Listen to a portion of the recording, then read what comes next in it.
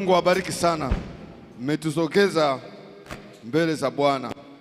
Bwana Yesu asifiwe. Nipende kumshukuru Mungu kwa kupata tena ya kuweza kuhudumu kwa njia ya neno kwa siku hii ya leo ya lakini nimshukuru sana baba mchungaji, kamati ya kanisa, wazee wa kanisa, asanteni kwa nafasi mnazotupa. Mungu akubariki sana. Bwana Yesu asifiwe.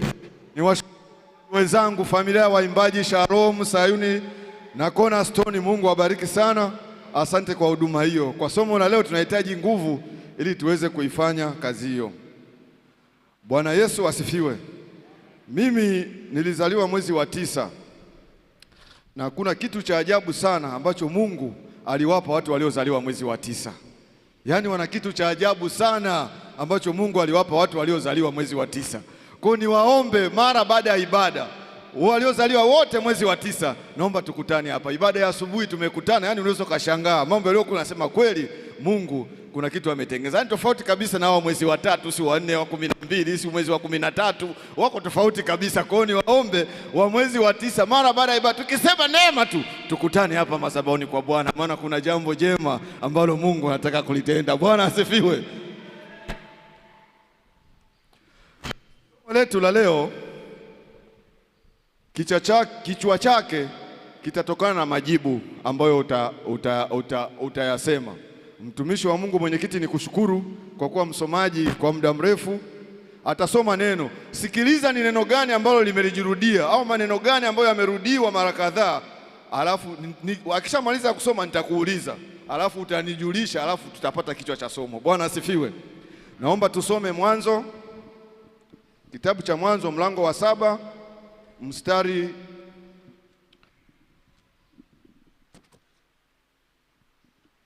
wa 21. Kitabu cha Mwanzo mlango wa 7 mstari wa 17 hadi wa 21. Amen.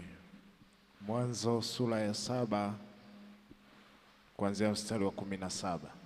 Neno la Mungu linasema, ile gharika ilikuwako juu ya nchi siku 40, nayo maji yakazidi, yakaieleza safina, ikaelea juu ya nchi.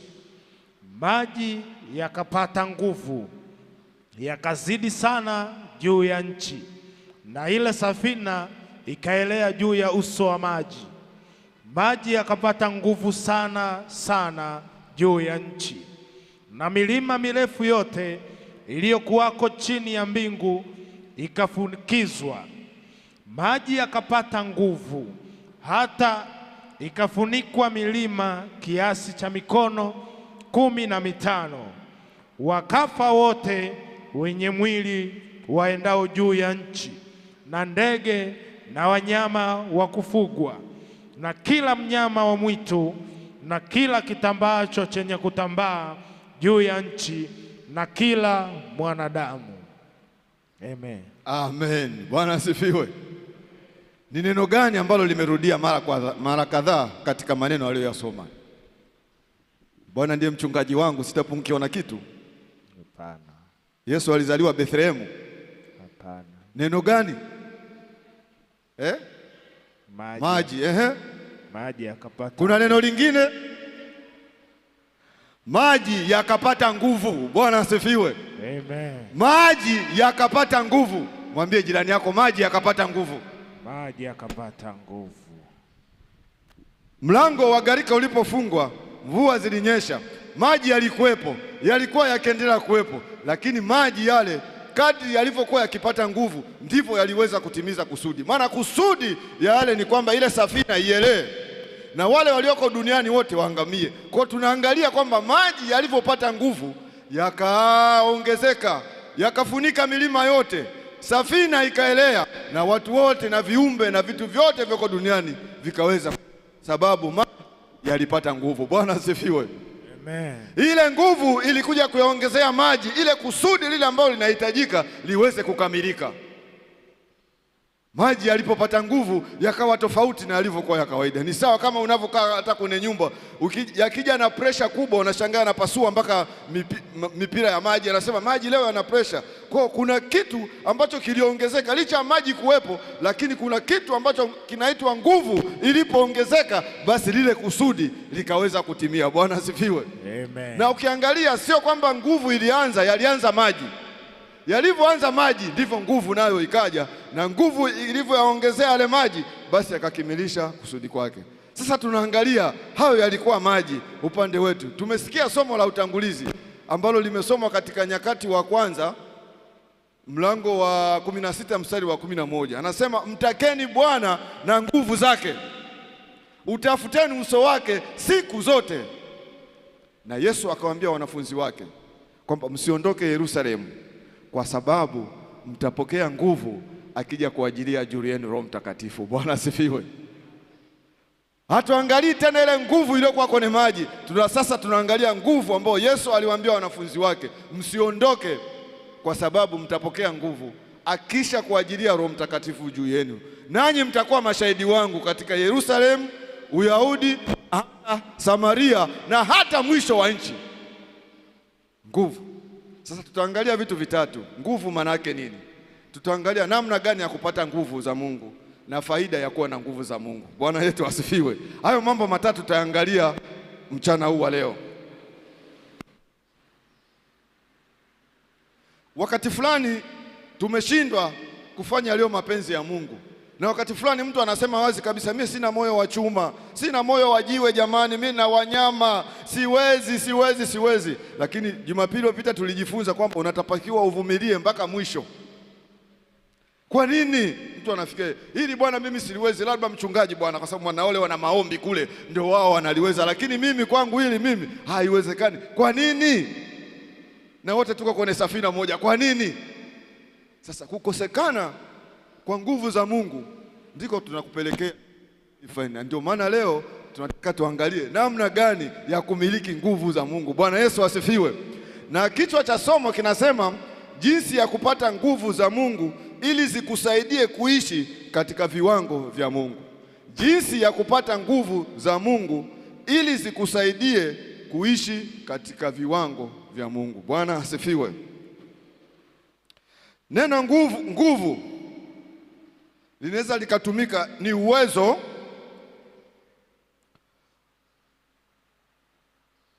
ni uwezo wa kimwili, kiakili au kiroho wa kufanya jambo, kuleta mabadiliko, au uwezo wa kusababisha jambo litokee, au ni uwezeshaji unaosababisha kitu kingine kiweze kutendeka, au wengine wanasema ni ujasiri au ni uwezo wa kukabiliana na jambo. Yaani ni nguvu, unapata pressure fulani, unapata ujasiri fulani ili kwamba hata hapa mimi nitavuka.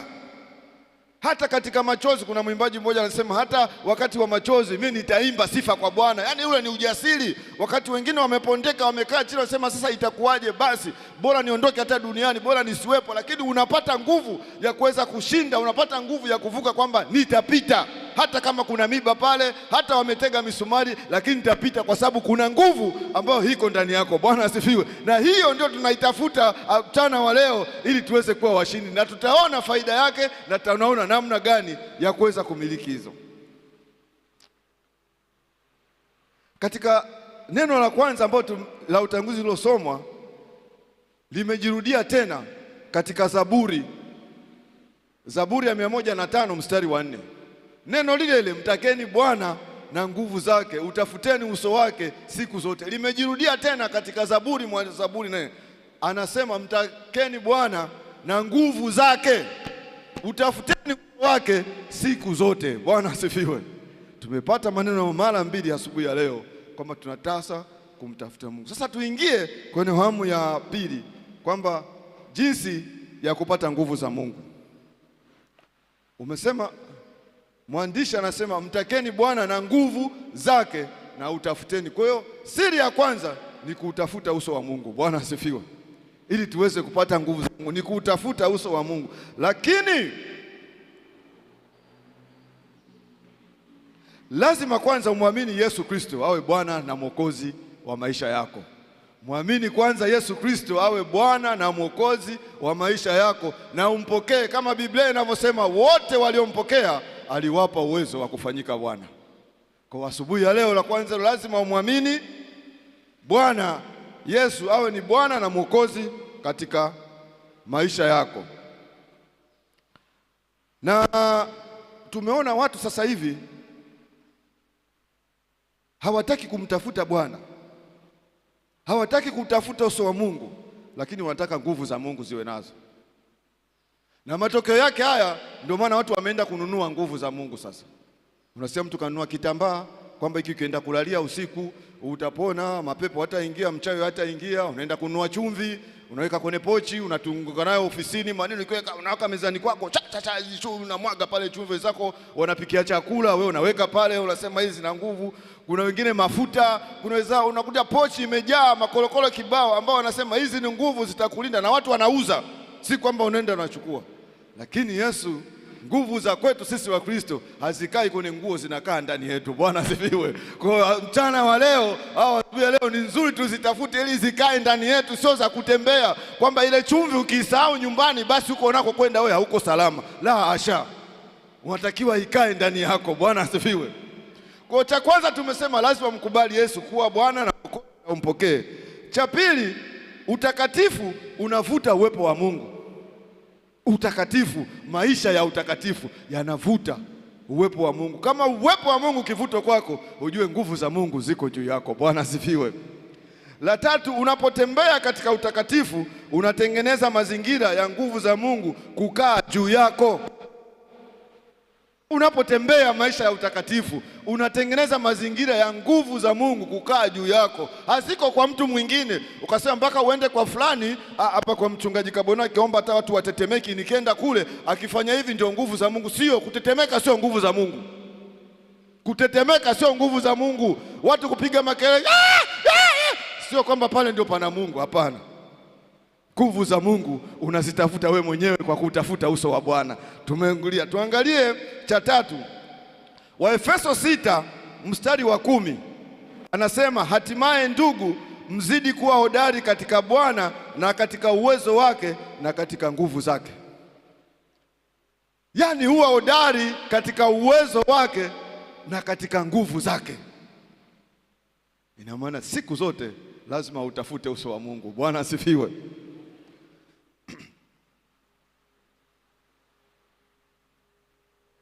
Kusoma neno la Mungu kila siku, imesema utafute uso wa Mungu kila siku, kwa sababu neno la Mungu ndilo litatuimarisha. Neno la Mungu lina nguvu. Tumefika hapa, tuko hapa, tumemwamini Yesu ni kwa sababu ya maneno la Mungu ambayo tulilisikia. Sasa ukisoma kila siku litakuwezesha kutafuta uso wa Mungu, badala ya muda mwingi huko kwenye TikTok, huko kwenye Facebook, huko kwenye Instagram, huko kwa nani. Ukijiuliza hapa hivi kwa siku, kweli kila siku unasoma neno la Mungu? Jibu unalo, mimi sitaki mkono. Jibu unalo wewe mwenyewe. Ni kweli kila siku ya Mungu unasoma neno la Mungu? Mungu akusaidie sana. Na shetani ameweka vitu vingi, unazunguka kwenye vitu vingine, vichekesho tu vinakula na hela zako. Neno la Mungu unafungua Biblia lakini usomi. Sasa tutaimarikaje? Tutasimamaje? Tutapataje nguvu za Mungu kama hatutafuti uso wa Mungu? Asiwa mtafuteni Bwana kila siku uso wa Mungu ili tusogee. Kwa kila hatua, leo nimesema neno hili, akisimama mtumishi hapa Fifi akisema neno hile, ni tafsiri nyingine kabisa, linaimarika. Hata mimi najifunza, ndio maana ya neno la Mungu. Kila kukicha akisimama mzee Sombe atasoma andiko hili, lakini litakuwa na nguvu nyingine, lituimarishe, ili tuwe wakamilifu, na ili tuweze kupata uso wa Mungu, tutembee na utakatifu, tupate nguvu za Mungu. Jinsi ya kutafuta. La tano, kuishi maisha ya toba. Tumefika mahali watu fulani mpaka tunaonekana kwamba watu wameshajialisha kwamba alivyompokea Yesu nimeokoka, yaani wewe tayari hapa duniani haupo. Kwa kazi kuangalia mwenzako tu, yule hajaokoka, pepo yule ashindwe afanye kitu. Lakini Biblia tulijifunza Jumapili inasema mwenye kuvumilia mpaka mwisho ndio atakayeokoka. Kwa bado uko safarini. Na ndio maana Mtume Paulo anasema nakaza mwendo ili niifikie. Kwa tunahitaji tukaze mwendo. Kwa tuishi maisha ya toba. kila kukicha uishi maisha ya toba, ili Mungu akusaidie, ili maisha ya toba ya kwamba nahitaji kila siku jifunze. Yawezekana uliwaza, yawezekana ulinena, yawezekana ulitenda, lakini halikuwa jambo la Mungu. Sasa Mungu atusaidie sana tuishi maisha ya toba. Na la sita, kuwa wapatanishi. Biblia inasema heri wapatanishi, maana hao wataitwa wana wa Mungu. Sasa hivi tumekuwa ni rahisi kupeleka maneno kwa mtu bila kuyapima, kwamba haya maneno nikimwambia Godwini na nikimwambia huyu kasema, hawa watu wataishije hapa? Hatuna nafasi kabisa. Imefika mpaka makanisani watu wanafarakana, vikundi, hatuelewani kwa sababu ya maneno, kwamba unawazaje ili neno au kilichokifanya huyu akisikia itakuwaje? Familia hazikai pamoja. Mtu anatoka anambia, unasikia mume wako nimemkuta ananunua fulana pale, kapeleka kule.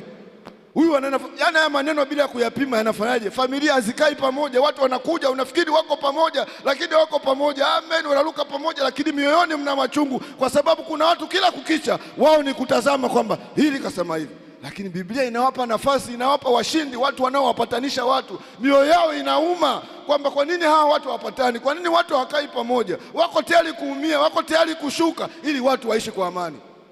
Mungu akusaidie sana wewe unayesikiza neno hili, uwe miongoni mwao, katika familia yako, katika kazini kwako, shuleni kwako, mahali pote unapopita, ukawe mpatanishi. Sio mtu wa kuwafanya watu wasiweze kuishi pamoja, wasielewane, ili tuweze kupata uso wa Mungu na kupata nguvu za Mungu. Bwana asifiwe.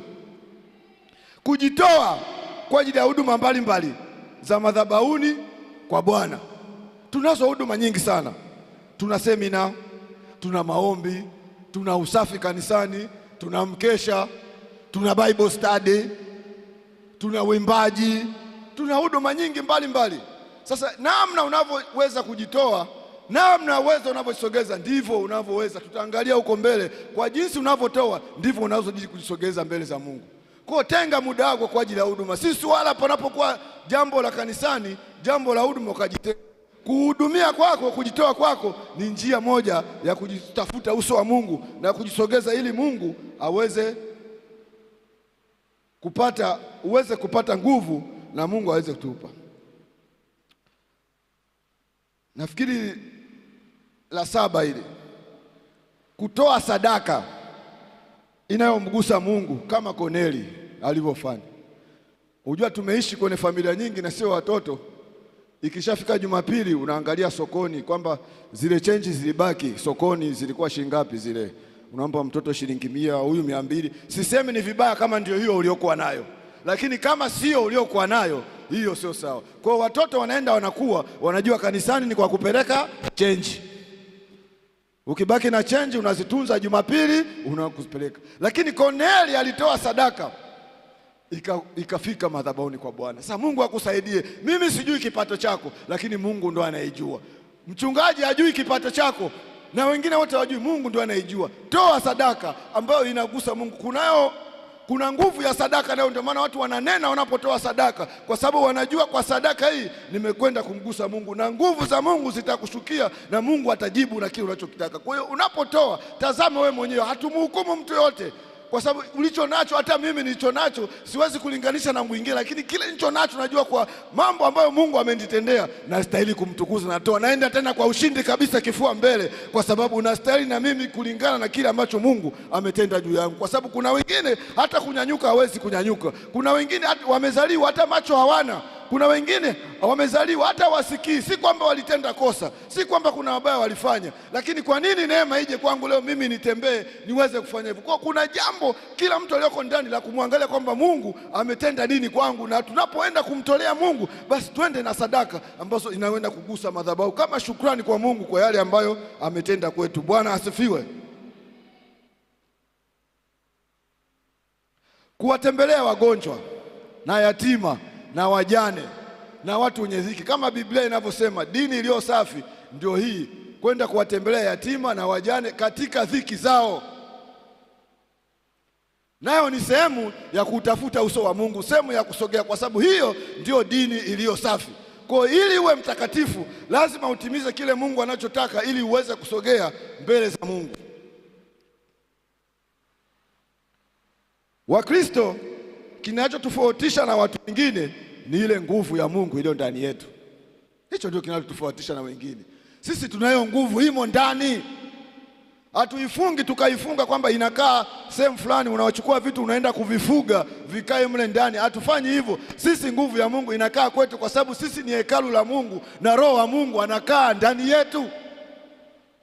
Sasa hicho kitu kinatofautisha, utambue kwamba hivyo. Kwa hiyo ni muhimu sana mtu wa Mungu uombe ili nguvu za Mungu zikae pamoja na wewe.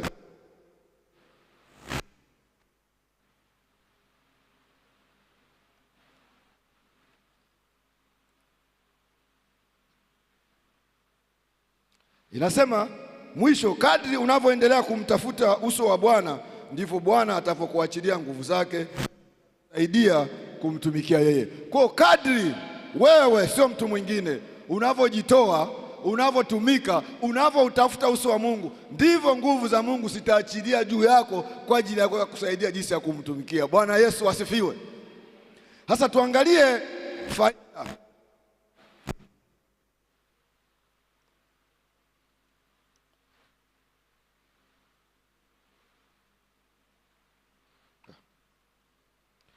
Faida ya kuwa na nguvu za Mungu. Kwanza, zitakuwezesha kuishi maisha matakatifu, kumshinda shetani. Biblia inasema vaeni silaha zote za Mungu muweze kuzipinga hila za shetani, kwa sababu kushindana kwenu nyinyi sio juu ya damu na nyama, bali ni katika ulimwengu na roho. Kwa hiyo zitakuwezesha kuishi maisha matakatifu. Pili, kuwa ushindi katika dhambi na tamaa za kila. Utapata nguvu na ushindi katika dhambi kwa sababu tayari nguvu ya Mungu kwako, na kushinda kila aina ya tamaa ambazo mara nyingi zinaturudisha nyuma. Nilianguka hapa. Wakati fulani tumeanguka kwa sababu tulikosa nguvu za Mungu. Itakuwezesha kuwa mvumilivu mpaka mwisho. Neno kuvumilia ni neno kubwa sana, maana kuvumilia sio mambo mazuri, mambo ni magumu yaliyoumiza moyo. Ndio maana mtu anasema mimi na moyo wa chuma. Na huwezi kuwa mvumilivu kama walivyoimba Shalom asubuhi kwamba lazima usamehe ili upate amani, ndio utaweza kuvumilia. Haiwezekani ukaendelea kuvumilia lakini bado hujasema, bado linafukuta tu. Ukimwangalia ndio Samuel huyu tena nataka kuoa, ndio alinitendea hivi. Afu mimi nasema mimi ni mvumilivu. Hapana, lazima usamehe upate amani, ndipo uvumilivu utaotekana kwako. Sasa mara nyingine hatuwezi kuvumilia kwa sababu hatuna nguvu. Na ndio mwisho unafika sasa, utanitambua na utanijua huko tuliko. Asubuhi ya leo tuutafute uso wa Mungu, tuutafute uso wa Mungu ili tupate nguvu za kuweza kuwa wavumilivu.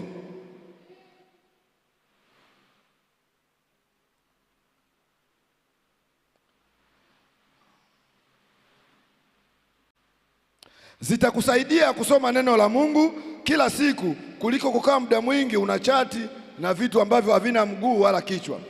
Zitakusaidia usione aibu. Nguvu za Mungu hizo ukishazipata zitakusaidia usione aibu kumweleza mtu yeyote habari ya Yesu Kristo anayekaa ndani yako. Nimeokoka. Wakati fulani unafika Bwana asifiwe, inaishia hapa na habari za Yesu inaishia kanisa. Nifika getini kule, mambo poa nini, unaona aibu hivi Yesu na wewe haujui. Lakini wakati tumekosa nguvu, tumekutana mpaka na watumishi, anaona hata aibu mbele za watu kusema. Lakini ukishakuwa na nguvu hutaona aibu, kwa sababu unajua thamani aliyetoa uhai wake kwa ajili yako, akukonea aibu, apate aibu msalabani, lakini akao tena ili mimi na wewe tuokolewe. Kwa hiyo zitakupa nguvu ya kuwa ujasiri. Zitakusaidia kupambana na nguvu za giza kwenye biashara, kazini, nyumba za kupanga, mashuleni na vioni na kwenye usafiri. Kuna watu wana biashara zao lakini wana miungu yao. Wameweka matambiko, wamechinja madamu, wamefanya kila. Unakaa kwenye nyumba sema baba mwenye nyumba wangu mzuri, lakini hana Mungu uliokuwa naye mali zile kule, na wako tayari kutii. Hata wakiwaambia leta damu wanapeleka, mlete ndugu yako wanapeleka ili waendelee kule. Sasa nguvu za Mungu zitakusaidia. Mara nyingine tumesafiri kwenye mabasi ambayo tayari mengine yana matambiko.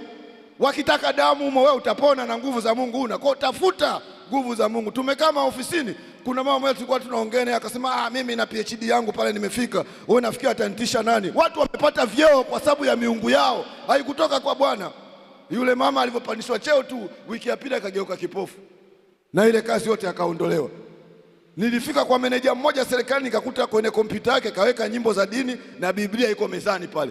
Anasema humu maofisini wewe mtumishi hujui kuna mambo mengi. Kwa kuna watu unaocheka nao hata cheo chako wanakitamani, lakini wana miungu yao usiku na mchana wanapiga ramli ili kuhakikisha kwamba wewe nafasi unaondoka. Sasa ukiwa na nguvu za Mungu zitakusaidia ofisini, zitakusaidia kwenye biashara zako, zitakusaidia vioni. Kila mara tunaombea watoto hapa. Juzi nilikuwa na wajadili, nilikuta Masaki wanachuo wanajiuza kule wanajiuza pale. Nikajiuliza, hivi kweli hawa walitoka vijijini kwao kuja kujiuza huko?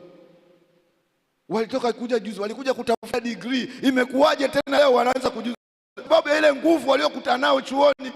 Wale Biblia inasema mazungumzo mabaya uharibu tabia njema. Wale watu waliokutana nao pale wakawabadilisha, kwa kuwa hawakuwa na nguvu za Mungu. Sasa wameingia kule. Na ndio maana kila wakati tunaombea watoto kwamba unaweza ukaenda ukakaa bwenini, mwenzako ana miungu mingine. Wewe una nguvu za Mungu lakini mwenzako hana. Sasa umefika wewe ni Mkristo tu wa kawaida, hata nguvu za Mungu. Matokeo yake mtoto akirudi kutoka shuleni tunashangaa, hivi kilichomkuta yule ni kitu gani? Tafuta sana uso wa Mungu unapoenda mahali pote, uwe na nguvu na ujasiri na nguvu za Mungu ziwepo. Wala hakuna mtu wa kukushawishi ili ubadilike tabia yako njema ambayo umeanza nayo mpaka umalize safari yako ukiwa hapa duniani. Bwana asifiwe. Mimi siku moja miaka ya nyuma niliwahi kuwa kwenye chama. Sasa tukafika kwenye chama, tulikuwa na mkutano. Mimi kawaida siku zote tangu kuzaliwa napendaga kunyooka hivi, kona sipendi.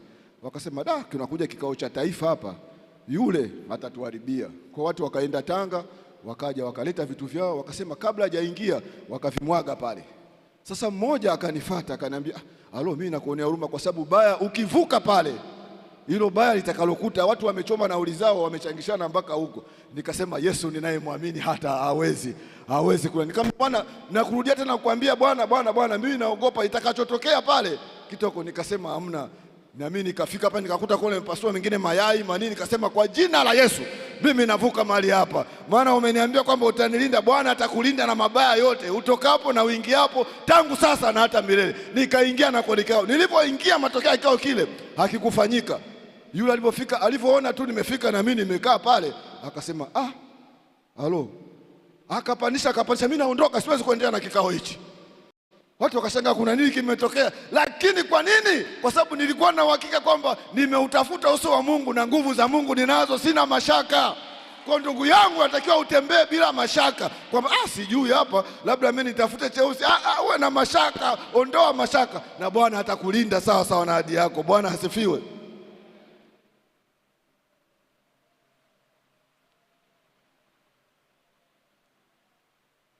Zitakusaidia kuwaombea watu wengine. Haiwezekani ukaombea watu afu wewe una nguvu za Mungu. Haiwezekani. Sasa ukishakuwa na nguvu za Mungu zitakusaidia hata kuwaombea wengine, kuwafanyia suluhu wengine, kuwapatanisha watu wengine. Zitakusaidia kwa sababu tayari wewe nguvu za Mungu unazo.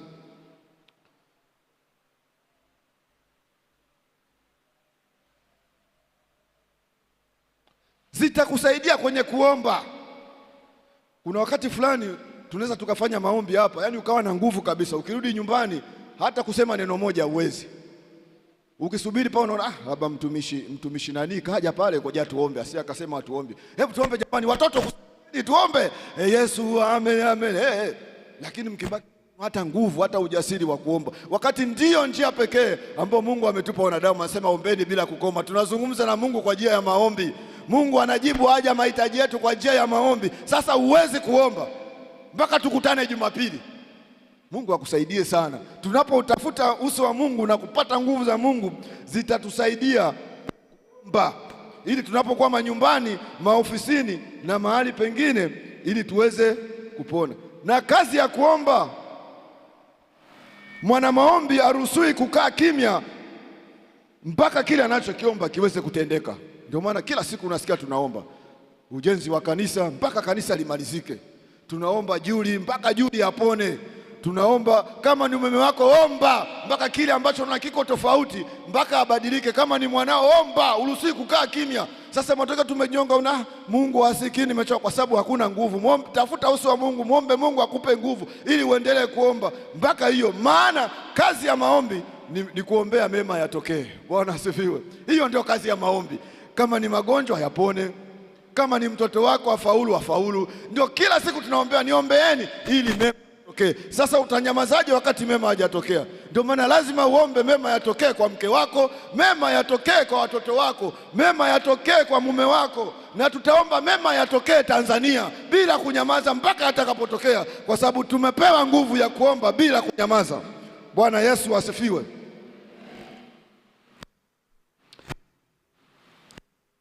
Mwisho anasema kuwa walinzi maombi, kwamba Isaya 62 mlango wa 62 mstari wa 6 hadi wa 7 anasema, nimeweka walinzi juu ya kuta zako Yerusalemu, hawatanyamaza usiku na mchana. Enyi wenye kumkumbusha Bwana msinyamaze, enyi wenye kumkumbusha Bwana msinyamaze. Kwa hatupaswi kunyamaza. Mungu atupe, maana kwenye maombi ndio kuna jawabu.